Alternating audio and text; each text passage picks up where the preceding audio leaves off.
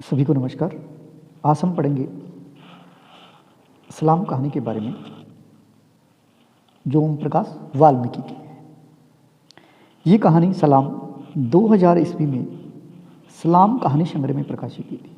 यानी कहानी संग्रह का नाम भी सलाम कहानी संग्रह है, उसमें सलाम कहानी है वो 2000 ईस्वी में प्रकाशित हुई है। इसका जो मुख्य नायक है वो है हरीश। इस कहानी का वो देहरादून से है और वो दूल्हे के रूप में बारात लेके आ रहा है। मुजफ्फरनगर के पास एक कोई गांव है छोटा सा, वहाँ। यानी ये कहानी है वो हरीश पर केंद्रित है। हरीश भंगी समाज से है और उसकी जाति है कंजड़। इस कहानी को जैसे भी आप पढ़ोगे तो उसमें लिखा हुआ है कि हरीश दूल्हे के रूप में बारात लेके जिस घर में आता है वो घर का नाम ऐसा बताया हुआ है कि चोड़ों के घर की बारात आती है। अब हरीश है, उसका एक दोस्त है, उसका नाम है कमल उपाध्याय। जाति का ब्राह्मण है और हरीश का दोस्त है और बारात में वो साथ आए हरीश के। यानी नायक है हरीश और उसका दोस्त है कमल उपाध्याय जो जाति से ब्राह्मण है। ये किसी का नाम आया है सुगना कहानी के अंदर। देखो, क्योंकि कई बार ऐसा लिखा आता है ना कोई लाइन, फिर ये पूछा जाता है कि ये किसने कहा था। वो सुगना है जो हरीश का पड़ोसी है। उसने इस कहानी के अंदर कहा है कि बेटे, बामन से दोस्ती रास नहीं आएगी। क्योंकि इसी के अंदर कहानी के अंदर जब पढ़ोगे तो उसमें मतलब वो बताता है कि हरीश का दोस्त है कमल उपाध्याय जो क्या है जाति से ब्राह्मण है, उसको पता चलता है। तो सुगना कहता है कि बेटे, वामन से दोस्ती रास नहीं आएगी। तो ऐसा हो सकता है कि लाइन से पूछा जाए कि ये लाइन किसकी है, तो आप ध्यान रखें सुगना की। जुमन इस कहानी में एक पात्र है जो हरीश का ससुर है। यानी हरीश कहाँ का है? देहरादून के, और जुमन है उनके ससुर है जो सरकारी कर्मचारी है और ऋषिकेश में रहते हैं।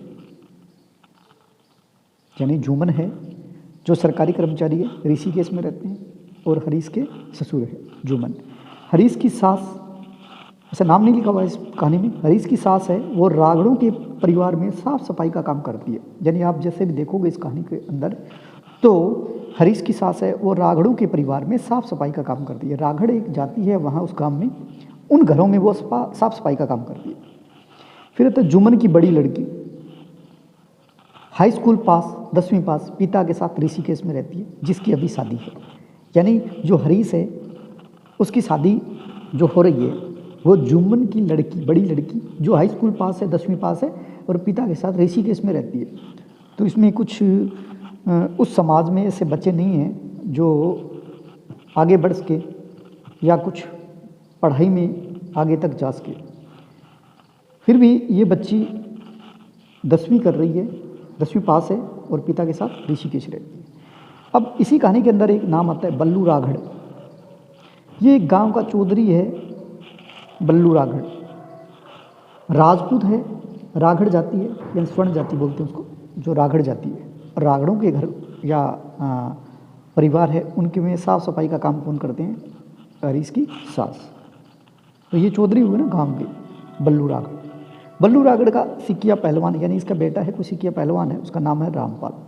हो सकता है आपके नाम आज ही कि इसमें एक पहलवान है सिकिया पहलवान, उसका नाम क्या था? रामपाल। अब ये कहानी पढ़ोगे तो उसमें एक दीपू नाम आता है जो 10-12 साल का लड़का है। वो जब बारात पहुंचती है उस गांव में और जैसे भी खाना लगा होता है और खाना खाने के लिए कुछ मना करते हैं, उसमें दीपू मना करता है क्योंकि वो कहता है कि मुसलमान के हाथ की रोटी नहीं खाना मुझे, यानी मैं खाता नहीं हूँ, मुसलमान के हाथ की रोटी है ना, नहीं खाऊंगा, ऐसा दीपू ने कहा था। और हरीश को सलाम के लिए विदाई से पहले रागड़ों के दरवाजे पर जाना था। अब देखिए ये कहानी का नाम भी सलाम है। ये क्यों है? क्योंकि कोई भी इस गांव में, जिसमें ये बताया गया है मुजफ्फरनगर के पास एक गांव है जिसमें राघड़ परिवार है और जो भी छोटी जाति या बड़ी जाति वाले हैं जैसे भी, क्योंकि ये कहानी जब भी लिखी गई है तो उसका मतलब उस समय जाति भेदभाव का बोलबाला होगा, तभी उन्होंने इस तरह के वातावरण को पेश किया है। तो हरीश को सलाम के लिए यानी उनके दरवाजे पे जाना पड़ता था, क्योंकि हरीश, या यूँ कहें कि हरीश है उनकी जो ससुराल है, जिनके गांव में जो रहते हैं वो, ये सारे के सारे रागड़ों के परिवार, जो रागड़ है, रागड़ उनके घर में सलाम के लिए यानी जाना पड़ता था। सलाम के रूप में वो कुछ देते ज़रूर थे इनको, लेकिन इस तरह की रीति रिवाज से जो पढ़े लिखे इंसान हैं वो अपने आप को सही नहीं पाएंगे, क्योंकि अच्छा भी नहीं है। सलाम के लिए क्यों जाएं, इसलिए हरीश ने मना कर दिया। बस यही कहानी है सलाम, जिसके माध्यम से हमें बताया गया है कि जो बड़े या यूँ कहें कि जिनके पास बहुत ज़्यादा पैसे हैं वो अपने आप को कुछ अच्छा दिखाने के लिए उन परिवारों पर हुक्म चलाते हैं, उन हुक्म को न माने तो फिर व्यवधान हो जाता है। ऐसा ही इस कहानी के माध्यम से दिखाया गया। तो कहानी का नाम सलाम, और कहानी लिखी किसने? ओम प्रकाश वाल्मीकि ने। और ये दलित उपन्यासकार या कहानीकार है, क्योंकि ये जितने भी उन्होंने लिखा है इसी तरह के बहुत सारी कहानियाँ उन्होंने लिखी। और कहानी क्या है, आप पढ़ोगे आनंद आएगा, इतनी अच्छी कहानियाँ। देखिए दोबारा इसको रिपीट कर देता हूँ। 2000 ईस्वी में सलाम कहानी संग्रह में ये कहानी सलाम प्रकाशित हुई। इसका मुख्य नायक है हरीश, जो देहरादून से और भंगी समाज से है, कंजर जाति से। और बारात कहाँ आ रही है? चूड़ों के घर और मुजफ्फरनगर के पास आसपास के एक गांव में आ रही है। और उसका दोस्त कौन सा है? कमल उपाध्याय। आप पढ़ोगे तो कमल उपाध्याय को जब ये बार बार कहता है कि जो आप बोलते हो कि हम स्वर्ण जाति के हैं और हम थोड़े नीच जाति के हैं, इसमें भेदभाव बहुत होता है।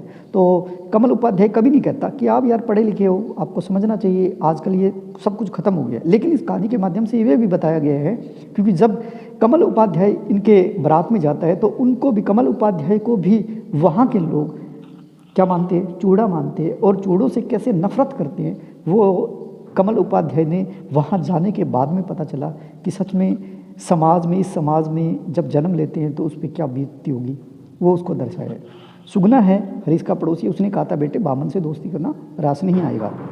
जुमन है जो हरीश का ससुर है, सरकारी कर्मचारी है और ऋषिकेश में रहते हैं। और उनकी लड़की है जो हाई स्कूल पास की है, वो भी कहाँ रहती है? ऋषिकेश में, जुमन के साथ में रहती है।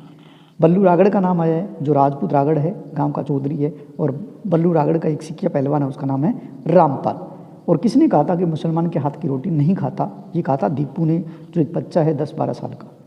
हरीश को सलाम के लिए किनके दरवाजे पे जाना था? रागड़ों के दरवाजे पे। ऐसा कहानी का माध्यम भी यही बताया गया कि सलाम के लिए किसको? ये सलाम है क्या? एक रीति रिवाज है, प्रथा है, जिसके तहत जो भी